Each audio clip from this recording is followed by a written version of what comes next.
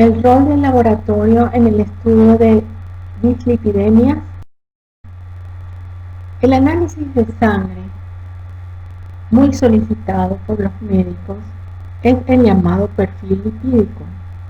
Tiene una condición preanalítica muy importante, pues necesita 12 horas de ayuno por parte del paciente. ¿Por qué esta condición analítica es tan importante? Porque, como hemos visto, los triglicéridos interfieren en las reacciones químicas, en las reacciones bioquímicas, enzimáticas que hacemos en el laboratorio.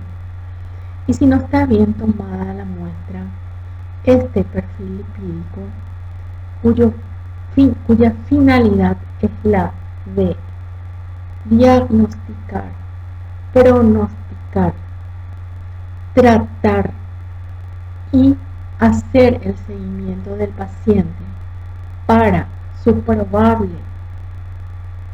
perfil lipídico. El perfil lipídico sirve para detectar el riesgo cardíaco producido por la cantidad de ateroma formado debido a que las LDL se depositan en las arterias. Por lo tanto, es un análisis que no se debe utilizar en la urgencia o emergencia y menos interpretarlas en ese contexto. Este es un análisis programado. La clasificación de los colesteroles que hacemos conducen a hacer un colesterol total y luego las fracciones. Las fracciones son la del colesterol HDL, la de fracción LDL y de LDL. La sumatoria de esas tres lipoproteínas nos darán el colesterol total. Existen una variedad de valores normales que se manejan dentro de la clínica, poniendo, por ejemplo, los términos de óptimo, adecuado, limítrofe, alto, muy alto, etc. Según mi percepción clínica, lo que tenemos que aprender es lo óptimo y lo alto. Y punto. No nos compliquemos con la terminología o los medios que están por ahí, porque acá lo principal es detectar con mucha anterioridad el probable riesgo cardíaco que tiene el paciente. Una vez que lo tenga, ya se tiene un criterio ya formado. Por lo tanto, me gustaría que tengamos definido para nuestro trabajo que el colesterol total debe estar por debajo de los 200 miligramos por decilitro, dependiendo de la edad, del sexo de la persona. El colesterol HDL debe estar por encima de 40, tanto en hombres como en mujeres. Eso es lo que tenemos que aprender. Por debajo de 40 se considera HDL bajo. Y la LDL debe estar menor a 100 o hasta 100. Eso es lo óptimo. Los triglicéridos, que no forman parte de los tipos de colesteroles, deben estar menores o iguales hasta 150 miligramos por decilitro. Entonces, un perfil lipídico, al pedir ustedes, se presenta el análisis de la siguiente manera. Se dosa el colesterol total, el colesterol HDL y los triglicéridos. Lo demás son cálculos que les voy a enseñar a hacerlos. Entonces, queda conformado el perfil lipídico por los siguientes valores: el colesterol total, el colesterol LDL, El colesterol HDL, que acá está seleccionado como valores entre hombres y mujeres. Como les vuelvo a repetir, debe ser superior a 40 para ambos sexos. Y ahora apareció este concepto del colesterol no HDL que debe ser menor a 130. El colesterol VLDL debe ser menor a 35 y los triglicéridos como máximo de 150 miligramos por decilitros. También se pueden considerar estos cocientes que son los relacionados siempre con el colesterol HDL, colesterol total sobre HDL y el cociente LDL-HDL. Esto es un perfil lipídico de rutina. El perfil lipídico se pide en forma rutinaria, a cualquier edad, teniendo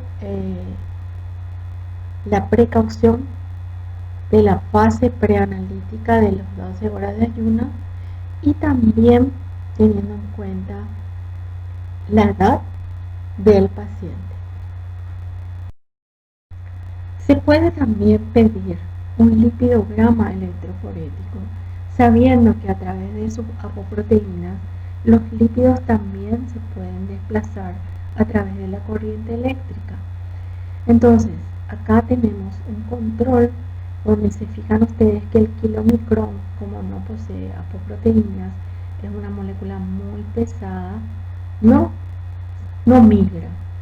Luego de eso tenemos hacia la fracción beta la migración de las LDL, las VLDL hacia la fracción pre-beta y la fracción HDL hacia la fracción alfa. Esto es un control donde están migradas todas estas bandas que, como ustedes ven, migran hacia la fracción de las globulinas si estamos haciendo la comparación con el proteinograma electroforético. Esta apreciación del lipidograma no tiene mucho criterio en pedir, porque es un procedimiento que tarda mucho en hacerse, es mucho más trabajoso, y sin embargo, cuando nosotros le ofrecemos a ustedes ya los valores de cada una de estas fracciones, ustedes pueden asumir que el valor de las HDL se encuentran en la fracción alfa, las LDL en la fracción beta y las VLDL en la fracción pre-beta. Los kilomicrones no corren. Esto sería si tuviésemos, por ejemplo, un paciente con un infarto, ¿no?, en el cual, fíjense ustedes, si se le hiciese a un paciente con un infartado, obviamente que no se le va a pedir un lipidograma, puesto que el lipidograma se tuvo que haberle pedido muchísimo antes que aparezca el infarto.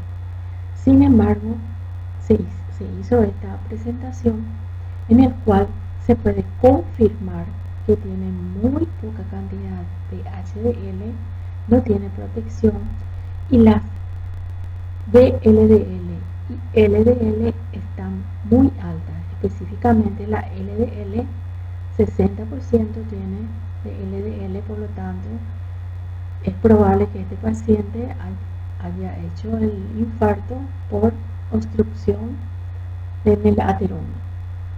Eso no tenía que haber ocurrido porque esto es totalmente prevenible si es que se trata con mucha anterioridad. Las determinaciones analíticas son sencillas, son todas enzimáticas, muy fáciles de realizar, siempre y cuando tengamos el material biológico perfecto, que es el suero del paciente. No se usa anticoagulantes, se usa suero y bien centrifugado, utilizando adecuadamente estos reactivos. Esto hemos hecho en nuestra práctica, donde ustedes van a visualizar el procedimiento que hicimos, tenemos ya los valores determinados en miligramos por cada decilitro que tiene. Hacemos el colesterol total y los triglicéridos. Y los demás colesteroles lo hacemos en otra forma. Antes de pasar a hablar de cómo hacemos los otros colesteroles, les tengo que contar que el colesterol hay rangos de referencia que hay que tener la consideración siempre de los factores como la edad, el sexo, ayuno, tensión y hemólisis. Habíamos conversado sobre los triglicéridos, que el ayuno es sumamente importante porque produce interferencias por la opacidad que presentan esos triglicéridos. Sin embargo, en el tema del colesterol, el tener el no ayunar las 12 horas prácticamente no incide para nada en el análisis, siempre y cuando tengamos triglicéridos normales. Entonces, si ustedes quieren saber en una urgencia cuánto tiene de colesterol ese paciente, perfectamente se puede hacer el colesterol total, aunque no esté en ayunas, porque el ayuno no interfiere en el proceso. Sin embargo, fíjense la edad. Al nacer y hasta aproximadamente en la juventud se tienen niveles bajos o niveles estables o normales. A partir de los 20 años, 20-25 años, estos niveles van en un aumento constante. En cuanto al sexo, entre hombres y mujeres, generalmente son iguales concentraciones, pero sin embargo, en mujeres muy jóvenes, mujeres de partir de los 15 hasta aproximadamente hasta los 30-35 años, las mujeres por lo general mantienen un nivel bajo de colesterol. ¿Por qué? Porque la presencia de estrógenos hace que ese colesterol se transforme y estén protegidas por ese nivel estrogénico productora de las hormonas esteroideas, ¿verdad? Entonces, en las mujeres jóvenes, el colesterol se mantiene en niveles normales o bajos. Bajos, inclusive tienen 120, 130 nada más una mujer joven. En los varones, en la edad joven, mayores de 35 hasta 35, esto va aumentando. Y cuando empiezan a ser mayores de 50 años, por lo general en el varón disminuye la cantidad de colesterol. Es por eso que en los varones jóvenes, en los varones de 20 a 40 años, esto hay que trabajar muy bien porque es la edad más crítica para formar los ateromas. En las mujeres ocurre al revés. A medida que avanza la edad, empieza a subir el colesterol. ¿Por qué? Porque ya no se tienen los estrógenos. Entonces, no hay forma ya de solamente el colesterol que se produce no se transforma y se va y se deposita dentro de la arteria. Entonces, hay que considerar esto cuando ustedes tienen una mujer que ya no menstrua mucho, ya tienen que asumir que es un criterio no modificable, que es la secuencia normal fisiológica de una mujer, pero que puede hacerle un daño si es que no se toman las medidas necesarias. La tensión, así como aumenta la cantidad de glucosa, también puede aumentar el colesterol porque se eliminan las catecolaminas y hacen que los ácidos grasos depositados se liberen hacia el hígado y puede aumentar. La hemólisis eh, hace que disminuya el colesterol. Entonces, son situaciones o factores que influyen en la concentración del colesterol. Y cuando estamos hablando de estos rangos de referencia, ustedes tienen que pensar que me estoy refiriendo al colesterol total. El colesterol total es la sumatoria del colesterol HDL, LDL y VLDL. Eso es el colesterol total. Y oportunamente se hacen estas fracciones porque a través de un solo dato de colesterol total, ustedes no pueden saber cómo está dirigida esa concentración, si hay más en HDL, en LDL o VLDL, y así tomar las medidas necesarias. Realiza el colesterol HDL? Se realiza tomando el suero total del paciente, ¿verdad? Y a través de un reactivo precipitante hacemos que precipiten las lipoproteínas de baja densidad. Esto se lleva a refrigeración y luego se centrifuga y queda en el sobrenadante libre la fracción de la HDL. Esa fracción libre de HDL le combinamos nuevamente con el mismo reactivo de colesterol y tenemos así el colesterol HDL. Ahora, esto está influenciado si es que el paciente tiene muchísimo triglicérido. Este reactivo de ácido fosfatústico y magnesio o el reactivo de dextran no precipita todo el triglicérido, vamos a tener acá una turbidez y esa turbidez va a hacer que el resultado no sea fidedigno. Por lo tanto, no es posible realizar perfectamente cuando el paciente no está en ayunas el HDL.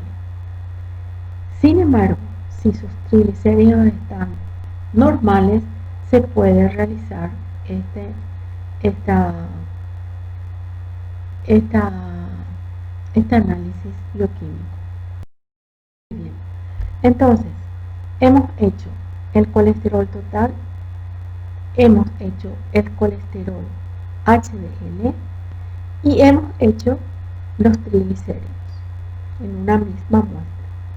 Ahora, a través de cálculos, vamos a realizar o vamos a calcular cuánto de ese colesterol total pertenecen a las VLDL y cuánto pertenecen a las LDL.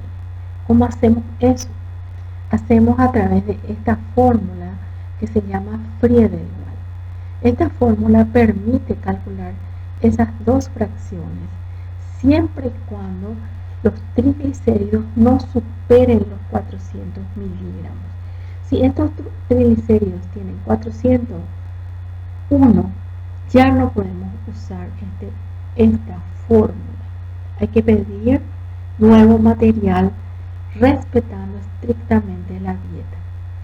¿Cómo se utiliza?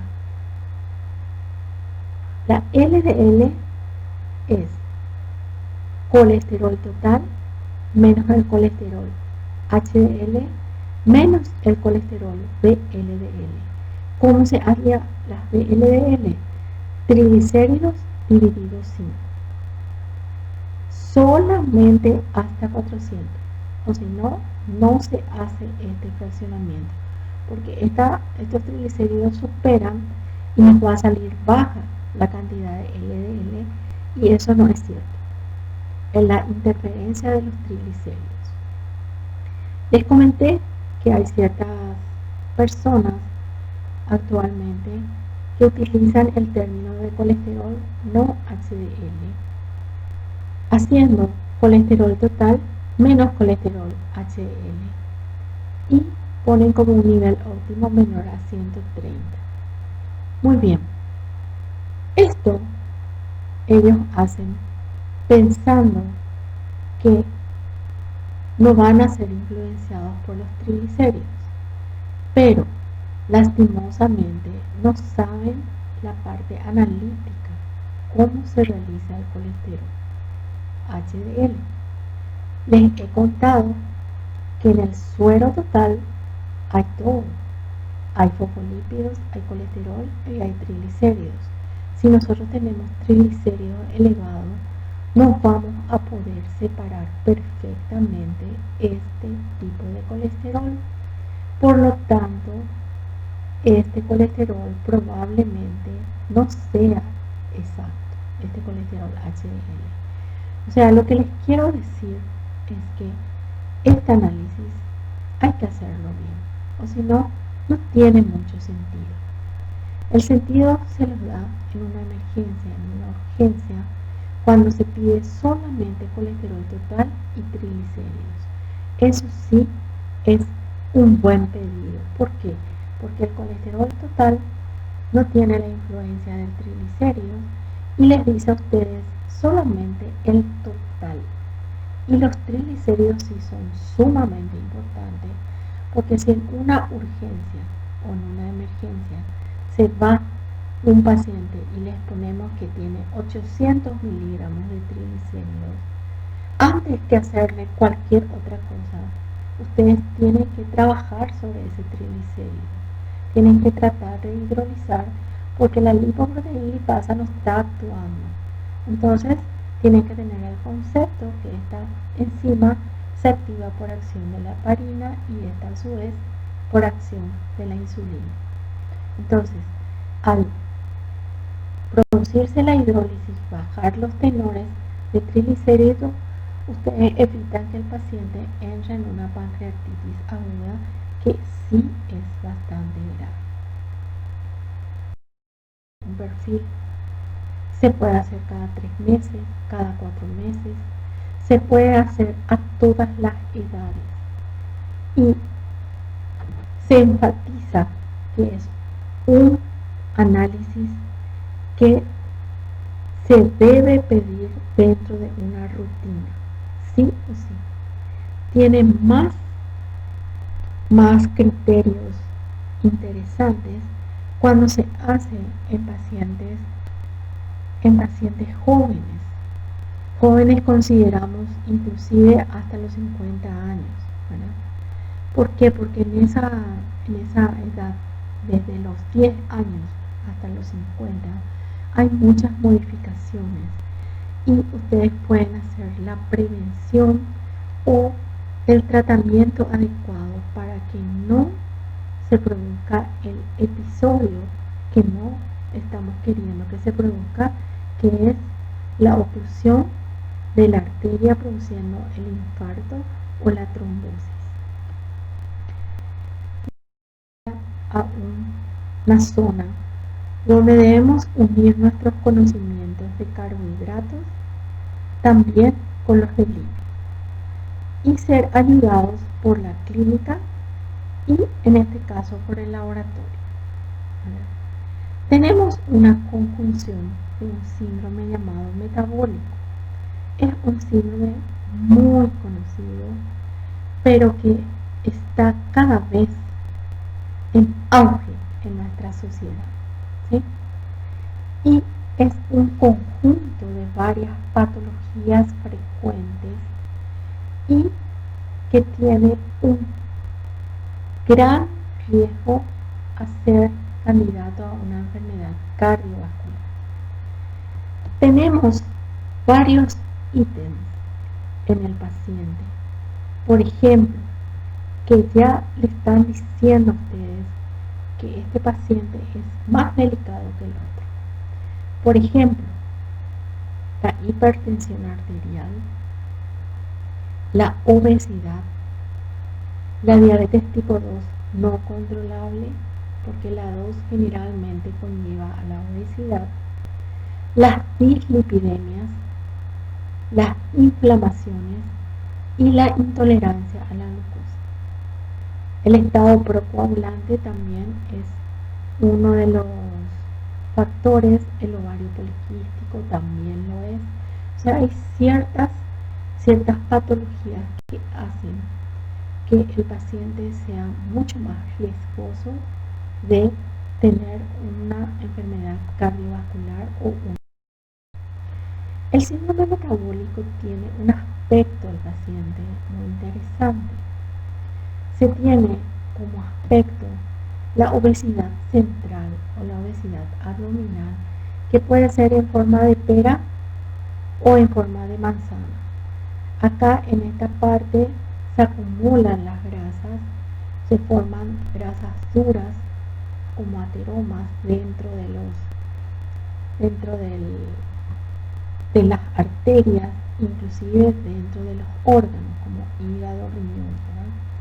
Además, si el paciente ayuda, entre comillas, con una intolerancia a la glucosa o una glucosa en ayunas alterada, una hipertensión maltratada o tener una dislipidemia en el cual ustedes se concentran en HDL bajas y triglicéridos altos, están en presencia de un paciente que tiene mucha más probabilidad de tener un accidente vascular, una enfermedad coronaria, aneurisma o insuficiencia vascular periférica. Esto hace que sea considerado este síndrome plurimetabólico, porque tiene alteraciones tanto de carbohidratos como de lípidos, y puede también tener un poco de proteínas, porque también puede producir una retención de líquidos propiciando los edemas, ¿verdad? Entonces, ¿cómo tienen que observarle a su paciente? Tomándole las medidas de la circunferencia abdominal, que es aproximadamente 10 centímetros por debajo del ombligo. Eso hace que ustedes tengan la medición que vamos a ver hasta cuánto se considera normal. No es la cintura, es el abdomen en lo que se mide. Fíjense ustedes la involución que tiene nuestra especie. Nuestra especie empezó evolucionando favorablemente y ahora parece ser que estamos en descenso por nuestras actitudes, por nuestra forma de vida. Estamos totalmente haciéndonos daño y creando personas que tienen más probabilidades de ser enfermos. Entonces, los criterios dados por la Sociedad de Cardiología son que la circunferencia abdominal en el hombre no debe superar los 102 centímetros y en la mujer 88. Los triglicéridos no deben ser mayores a 150. Las HDL no deben ser menores a 40. En la mujer menor a 50. Pero 40 es lo mínimo que puedes tener. La hipertensión no debe superar 130, 80, 85. Y la glicemia es sumamente importante. Si tu paciente tiene glicemia basal en ayuna alterada, se repite esta tomando perfectamente todas las precauciones y continúa 102, 103, 115, hasta 125 puede llegar, ¿verdad? Eso es un criterio. O puede ser que ya le conozcas a tu paciente que es intolerante a la glucosa o prediabético, o que sea ya un diabético tipo 2. 3 de estos criterios que ustedes tengan, por ejemplo, tienen circunferencia abdominal, triglicéridos y tienen una glicemia en ayunas alterada. Ese ya es un paciente metabólico. Pueden hacer las combinaciones que ustedes quieran. La grasa abdominal es una grasa que tiene serios riesgos para la salud. Ustedes vieron que los atriomas son totalmente inflamatorias, pueden producir trombosis. Entonces, esa grasa subcutánea está endurecida, que ni con la lipo que se hace en las personas, esto no se puede eliminar. La Sociedad de Cardiología quiere que el paciente siempre tenga una presión arterial menor o igual a 120, 80 o 75. Que las LDL sean hasta 100, toleran. Los triglicéridos, mejor si tienen menor a 150. Y las HDL superiores a 40. Actualmente se tienen muchísimos candidatos a ser metabólicos en pacientes jóvenes. Por ejemplo, en una población de estudiantes, si nosotros hiciésemos acá, por ejemplo, la medida de la circunferencia abdominal, muchísimos de ustedes y también de los profesores, me incluyo, estaríamos superando las medidas de la circunferencia abdominal. Muchísimos de ustedes tendrán triglicéridos elevados. ¿Por qué? Porque comen cualquier cosa, comen demasiadas grasas saturadas, no hacen ningún movimiento. Entonces ahí ya tenemos dos criterios: circunferencia, triglicéridos. Luego, si ustedes acompañan esa situación con una glicemia superior a 99, ya ustedes están pasito a pasito formando un paciente metabólico. Tal vez no van a tener todavía el criterio de demasiado compromiso aterogénico porque tienen los niveles de colesterol bajos y tienen protección con HDL altas. Pero recuerden que la vida pasa. El ateroma se va formando en la primera década, en la tercera década, y luego ya es fijo, el casquete ya está formado. Por lo tanto, este es el momento que ustedes tienen que hacer esta situación de bajar de peso, especialmente la circunferencia abdominal, y eliminar los triglicéridos. Un paciente metabólico debe ser cuidado por su médico, debe ser perfectamente trabajado, ¿verdad? Por ejemplo, tienen que saber sus hábitos relacionados a su estilo de vida, por ejemplo, su actividad, el consumo de tóxicos.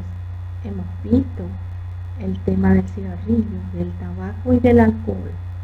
Ahora ustedes tienen que agregar otra cuestión más, que son las drogas, que hay mucha consumición de drogas, y también del famoso vapeo, que todavía no sabemos en qué podría influenciar con el tiempo el uso de estas sustancias desconocidas que están de moda y que aparentemente no producen el efecto de la nicotina, pero no se sabe actualmente todavía cuál es el efecto nocivo que puedan tener eso.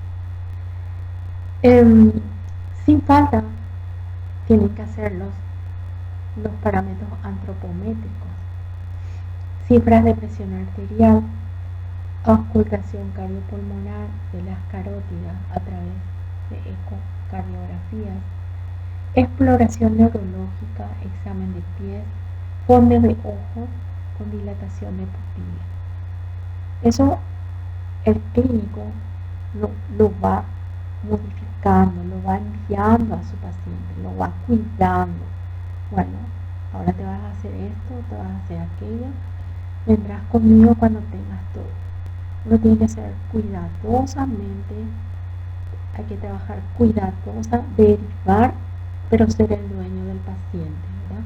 Entonces, según mi criterio, eso es perfecto. ¿Por qué? Porque un solo médico no puede abarcar todo, pero debe ser el que lleva el mando para cualquier derivación posible, ¿sí? Los exámenes laboratoriales en un probable paciente metabólico son sumamente importantes. Si está siendo medicado por su situación de glucosa, cada 3 meses o 4 meses le van a citar. Entonces, al citarle a ese paciente, la parte de carbohidratos sí o sí van a tener que realizar la glicemia con la hemoglobina glicada. Eso es sin falta. Luego de eso, van a trabajar sobre el perfil lipídico. Si ese paciente ya fue tocado con medicamentos para el perfil lipídico, para el colesterol o para los triglicéridos, deben agregar un perfil hepático para ver el comportamiento del hígado. También es muy interesante que se controle la parte renal utilizando la urea, la creatinina, el ácido úrico y una orina simple en ese paciente. Luego de eso, es sumamente interesante trabajar la parte de tiroides. Tiroides es un elemento, una hormona que maneja muchísimo el metabolismo y a veces no se le toma en cuenta. Entonces allí está el detalle, ¿verdad? Por lo menos una vez al año hacer un perfil tiroideo que consiste en pedir la T4 libre y la TSH, ¿sí? Si ustedes cumplen perfectamente con estos criterios y van tratándole a su paciente por lo menos 3 veces al año o 2 veces al año o tal vez consigan una vez al año, ustedes lograrán tener una mejor calidad de vida hacia su paciente. Y también a ustedes les dará satisfacción de ver que ese paciente está cumpliendo con lo que ustedes están predicando o proponiéndole al paciente. Ustedes saben que el paciente es un paciente que cree a su doctor, le cree a su doctor, tiene una confianza en él y esa confianza no hay que defraudar. No hay que defraudar porque al defraudar todo se va a la boca. Muy bien. Deben recordar que deben solicitar este perfil lipídico, ya les comenté, a todas las edades. Este cuadro a ustedes les da una interpretación de cómo pedir el perfil lipídico y ustedes esto pueden variar. Es una presentación que yo les pongo según mi criterio bioquímico. Deben recordar que si quieren afinar los criterios de riesgo, deben de pedir por lo menos una vez al año, especialmente en pacientes diabéticos, pacientes renales, en pacientes que ya están siendo medicados por hipercolesterolemias, la ApoB, la ApoA1, la relación entre estas, la LPA y la homocisteína. El fibrinógeno, les comenté que no estoy muy de acuerdo en utilizar como marcador de riesgo de enfermedad oculta. Tendría que tener un perfecto protocolo para poder meterla a esto como un factor de riesgo que se pueda tener en la clínica. La primera presentación es una señora que tiene exceso de peso. No le podemos llamar obesidad, hay que cuidar mucho esas situaciones.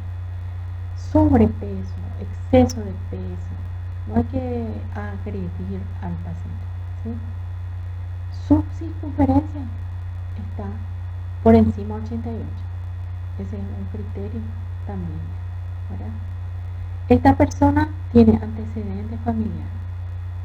Muy lo eligió para su pariente esta señora, ¿verdad? Y es sedentaria y es fumadora. Eso es terrible, todo lo que tiene encima esta persona. Ven ustedes cómo se manifiesta en la actitud que tiene para comer. Luego entonces ustedes deciden hacerle un análisis haciendo los criterios, bueno, 12 horas de ayuno, te vamos a hacer un completo, ¿verdad? Se va al laboratorio, se saca la sangre, nosotros a enfocarnos solamente en la parte laboratorial correspondiente a carbohidratos y lípidos, teniendo la salvedad que esto tiene que tener una TSH, tiene que tener un hemograma, tiene que tener una orina para que sea completo ese chequeo médico, ¿verdad? Bueno, acá viene el laboratorio. La glucosa en ayunas, 120 le dio a esta señora. Está alto, de 70 a 99 nomás. Tiene glucosa en ayunas alterada. Pero no podemos decir que es diabética esta señora. Tampoco sabemos si es prediabética. No sabemos nada. Solamente acá el médico se da cuenta que tiene alterado la glucosa en ayunas. Al hacer el perfil lipídico, empieza a pensar este paciente. Tiene triglicéridos altísimos. ¿Cómo va a ser el aspecto de su suero? Con 400.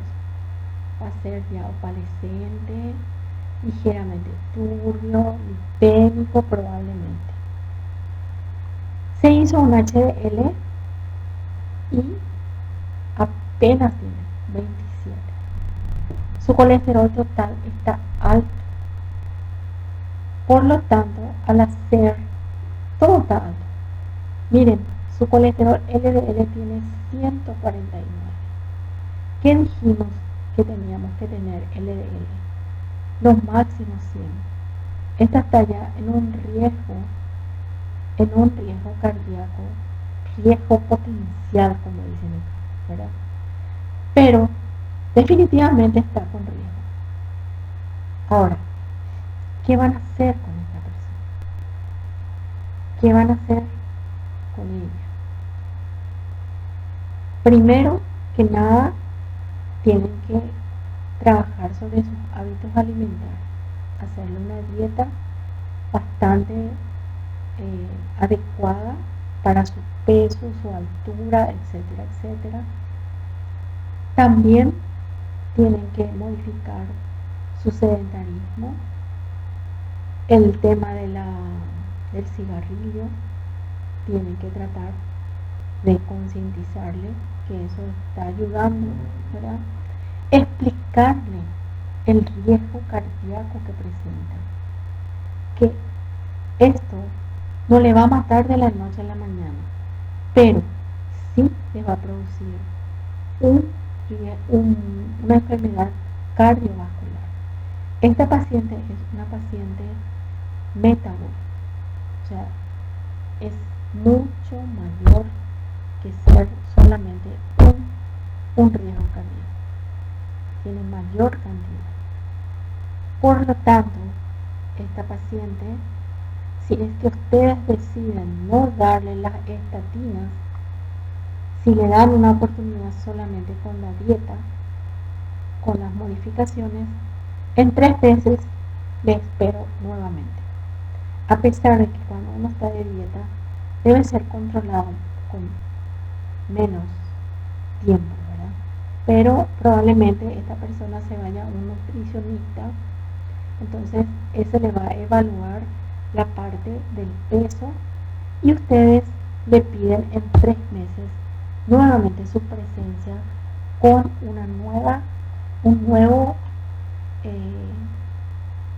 una nueva cantidad de análisis para ver cuál es el comportamiento. Muy bien, si esta persona reduce su colesterol total, aumentando su HDL, disminuyendo sus triglicéridos, esta persona va por buen camino. O bien, definitivamente hay que tratarla con estatinas.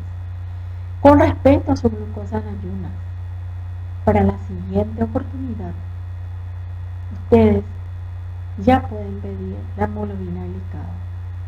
Y también se pueden arriesgar a pedir una curva de intolerancia siempre y cuando en ayunas no supere 125.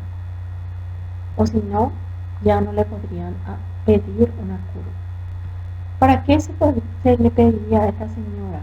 Para poder tener mejor manejo del metabolismo de carbohidratos, ya con algunos medicamentos como la metformina, y tener un criterio diferente ya en su formación.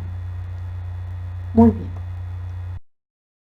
Estas son todas estas preguntas son las que yo les sugiero que ustedes se hagan en el momento de recibir a un paciente y en el momento de recibir ya un análisis. El análisis hay que pensarlo, hay que deducirlo, no solamente mirarlo, valor normal o si está alterado o no está alterado. Hay que hacerle hablar, ¿sí? Hay que trabajar, dedicarle un poquito más de tiempo al paciente y van a tener muchísima más satisfacción personal. Muy bien, tienen ustedes acá en estas presentaciones varios casos. Me gustaría muchísimo que ustedes puedan deducir, así como hicimos el primero, y tratar de seguir un tipo de diagnóstico, de tal forma útil esta clase. Yo les sugiero que una vez que estudien todo, cuando tengan ustedes la práctica, hemos hecho 6 casos. Cada caso tiene una información, ¿sí? Quiero que saquen los factores de riesgo de consultorio y luego, cuando tienen los análisis, hagan su probable diagnóstico. Yo les voy a pasar toda esa información en el protocolo de la práctica y ustedes van poniendo, si es que tienen alguna duda, me escriben en el foro y con gusto podríamos conversar nuevamente sobre esto o hacer una reunión en Meet para que podamos nuevamente conversar.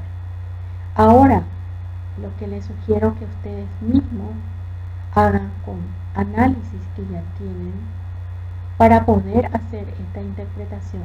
Ustedes ya están sabiendo proteínas, ya saben la interpretación de los carbohidratos y ahora ya saben interpretar la parte lipídica.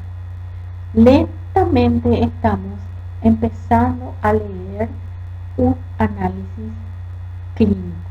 Cuando ustedes terminen el año, van a ser capaces de leer perfectamente un análisis clínico. Leer, ¿qué quiere decir?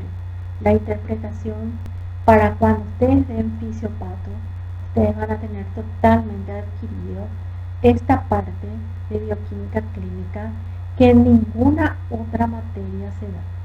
Solamente en bioquímica se da esta parte que es una especialidad dentro de la bioquímica. Espero que les haya sido interesante nuestro trabajo y les deseo lo mejor. Que tengan una buena jornada. Hasta luego.